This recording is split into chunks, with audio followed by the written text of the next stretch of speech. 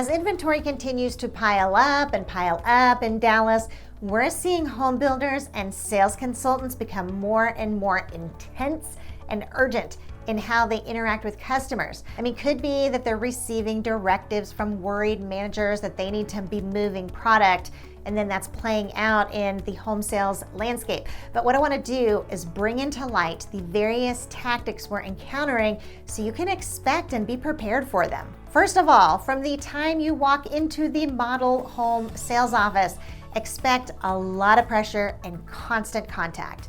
The sales consultants are getting the pressure from on high, and they're just gonna pass that right along to you. So what we're seeing is constant follow-up through calls and texts and emails. And you might think, well, aren't they always like that? And the answer is no. Like, we have encountered plenty of sales agents who are just downright smug because they know they have more buyers than they do houses. But right now, for the most part, that's not what we're seeing. Here's the thing though, they're not calling to tell you they've come down on price. They're calling for no reason other than to pressure you. With many of these builders, we've told them, listen, our buyers are not gonna accept that price, and yet they still keep calling to see if our buyers have changed their minds. So on the phone, they'll tell you things like, we just got 4 houses under contract this weekend, or 2 other people are interested in the house your buyer liked. That one's gonna go fast. And yet here they are, proactively calling you. So obviously they don't have as many buyers as they say they do. So right off, be prepared to be contacted a lot, and it's probably not gonna be like friendly, easygoing banter. There's going to be high pressure FOMO, and you just want to kind of brace yourself for that. Another thing we've recently encountered is the underestimating of expenses. So keep in mind, right, a homeowner's monthly payment isn't just paying back the mortgage. Okay, it'll include principal and interest, so that is the mortgage part, but it also will include insurance, taxes, and possibly mortgage insurance. And sometimes the taxes will also include a PID tax. Here's an example of how this underestimating issue might play out. The lender may put $100 a month for insurance on your loan estimate, and maybe that's not a realistic amount. Like, we've had our clients do their own insurance research and want to use their amount, and the lender pushing back on that and not wanting to acknowledge it. Now, here's how you want to be proactive, okay? Get the tax and insurance estimate yourself. On the insurance, beware the premiums can vary widely depending on the coverage you select. Like, you have to think about things like, how much do you want your deductible to be? Are there any extra coverages? When it comes to the property taxes, you want to be very diligent here too. Like, use a property tax estimator. For example, all right, let's just say you're considering a home in Levant. You'll want to pull up the Collin County tax estimator. First, you'll enter Collin County, then Levant, and after that, you'll enter the school district, the water district, if there is one, and the community college. All right, be sure to enter the homestead exemption if you plan on it being your primary residence. When it comes to what property value to enter, okay, and this is the important part, enter the purchase price.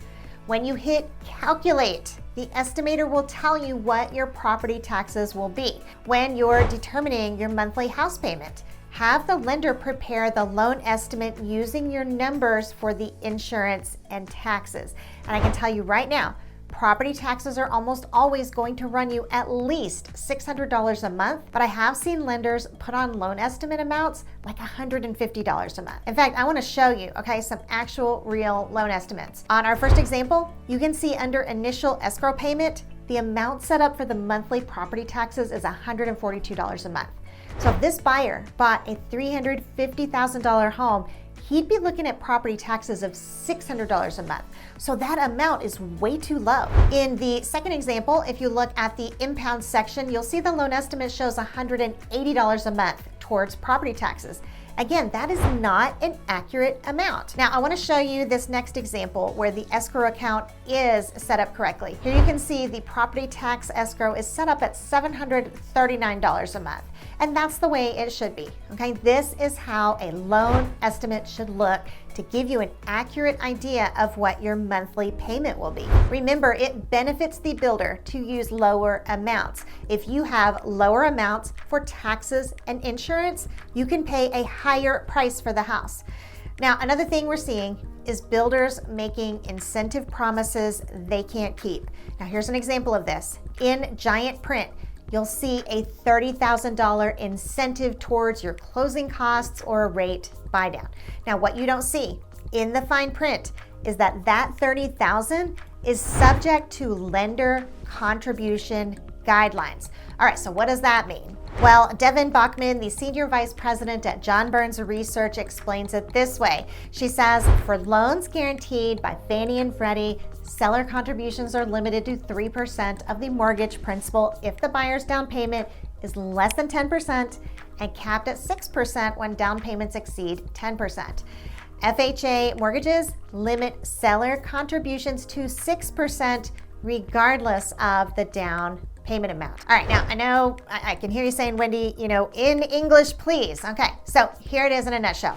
If a buyer is using an FHA loan to buy a home, the seller can only pay up to 6% of the mortgage amount towards the buyer's closing costs. If a buyer is using a conventional loan, the seller can only pay up to 3% with a 5% down payment on the house. So let's just say you're buying a $400,000 house and you're putting 5% down. Your mortgage will be $380,000. In that scenario, the seller can only pay $11,400 of that incentive. So you got drawn in, all right, thinking you would get $30,000 in incentives, but they can't actually give you that. And the really unfortunate part of this is buyers sometimes go under contract before they fully realize that they're not getting a $30,000 incentive. In the giant print, they made a promise they can't keep, but then in the fine print, they did explain that they might not be able to. Now, this is why I am such a fan of the forward commitment. With a forward commitment, the seller commits to a specific set of properties long before a buyer enters the scene that on the property they will give, let's just say like a 4% interest rate. Now, a forward commitment is not gonna change if you have a small down payment or even no down payment because it isn't about you. It's a commitment the seller made to the property. Devin Bachman explains forward commitment this way. She says, some builders purchase forward commitments which provide tranches of money at below market rates to originate mortgages for their buyers as an alternative to buying down the rate for the term of the mortgage. Now, the key words there are as an alternative. So these new construction lenders are able to offer these low fixed rates without it coming from the 6% cap. So anytime you're looking at a bright, colorful advertisement, all right, you want to look for that fine print. Does it say it's limited to seller contributions? Because if so, you need to be extra careful in how that contract is structured. Going along with this is we're seeing a lot of muddying of the waters when it comes to incentives. It might be that they're advertising the incentives, but that they only apply to homes in certain stages. Like you look at the builder's inventory, you'll fall in love with a specific home, but then lo and behold, the incentive doesn't apply to it because it's in stage 8 instead of stage 4. They might say, we'll give you $15,000 in incentives and a $5,000 deduction on price, but only if you put down 10%. So here's what you need to know about incentives, okay? This is really important. They must go hand in hand with a lender pre-approval letter and loan estimate, all right? Never, ever agree to an incentive on a contract without first seeing what it looks like in a loan estimate. If they offer $15,000 in incentives and charge you extra points, all right, you haven't actually gotten an incentive. Also, several home builders will have baked into their contracts that any unused incentive is lost. Now, here's an example of what it looks like in the D.R. Horton contract. All right, this is how it reads. Buyer understands that any unused seller contribution, allowance, and or credit towards closing costs will not under any circumstances be refunded to buyer, used as a credit, contribution, or allowance against the purchase price, or used to fund buyer's escrow account, if any, except as determined by seller in its sole discretion. Buyer further understands that all such unused seller contribution, allowance, and or credit will be forfeited. The Impressions Home Contract puts it this way. Buyer and seller agree that additional closing cost incentive amounts are dependent on the structure of the loan buyer chooses, and any unused amounts that cannot be applied will be forfeited. So on the one hand, they might be offering $30,000, but right within their contract, it will read that any unused incentive is lost and will not be used to lower the purchase price. Your way to be proactive here is to insist on a loan estimate. If you're considering several financing scenarios, okay, insist on a loan estimate for each one. And again, don't ever agree to a contract without seeing the loan estimate.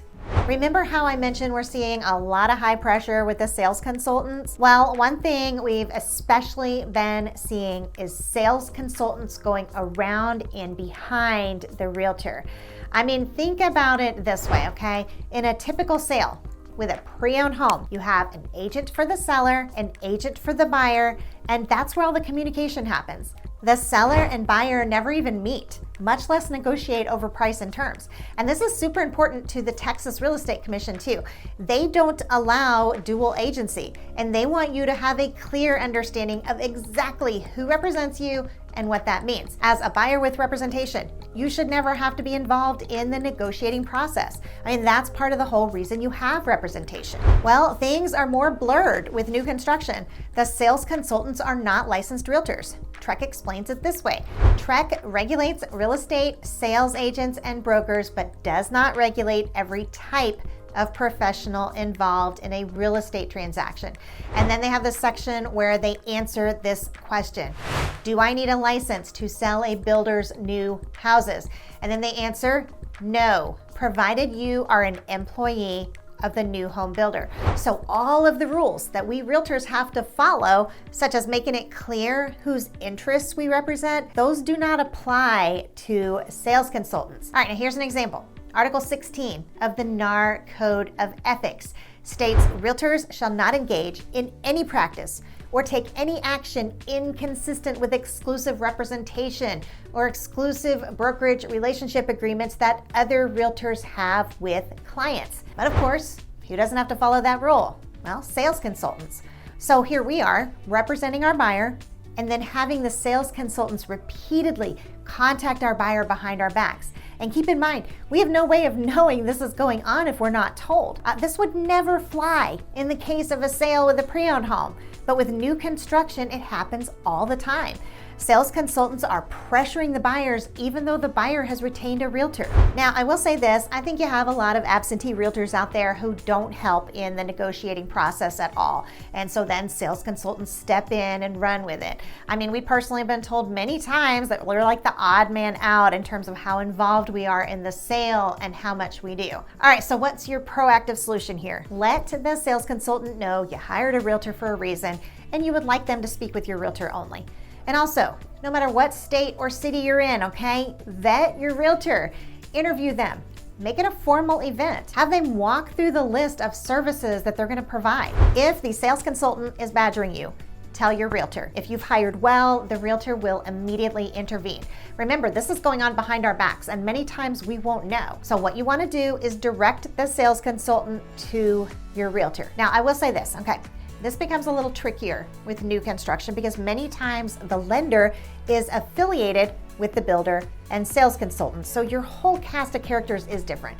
But it's still really important you let the realtor interact on your behalf. If you're wondering why you should do this, there are some really important reasons. One is negotiating tends to work better when there's a third party negotiating on your behalf. You want to keep it emotionally neutral, okay? If the sales consultant can tell you really love the house, that is not going to help with negotiations. Another thing is we know the script that sales consultants use and we can know whether or not what they're saying is true, all right? They will use verbiage that creates a sense of scarcity and limited choices. All right, now here's an example. Yesterday, I was speaking with a sales consultant who was telling me absolutely black and white that they do not discount price and contribute towards closing costs together in the same sale, right? They're saying like it has to be one or the other.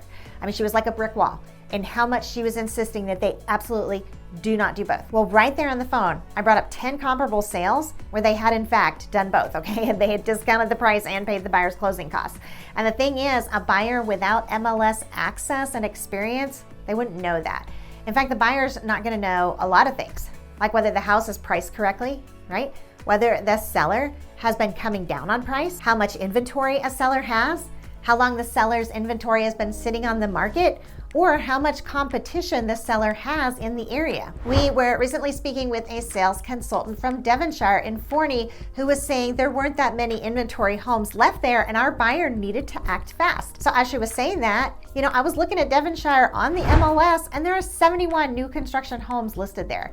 And that's just in Devonshire and just new construction. Now, I can tell you, there are some hot areas in Dallas where there really is scarcity, okay? It is true, where the subdivision is like near closeout and they really are not going to come down in price. But my point is here, okay? The point is the sales consultant, they're gonna say that every time. And sometimes it will be true, but in a lot of places, like especially right now, it isn't. And either way, you need to be armed with information. Now, when it is true, the subdivision really is on closeout and the builders aren't flexible, you have a tough decision to make. You just do. You have to decide whether or not the home is worth the price to you. And a lot is going to depend on how perfect the home is for you, how replaceable it is with a similar home that would also work, and how easy or not easy it'll be to find that home. But even in that situation, you want it to be a well thought out decision based on objective data. Because if you feel pressured in any way by the sales consultant, be it by time or by scarcity, all right, the sales consultant wins. And if the fact they're doing this at all, okay, is a shock to you, there's a whole lot more going on that you need to know about, starting with this video here. In the meantime, Wendy out.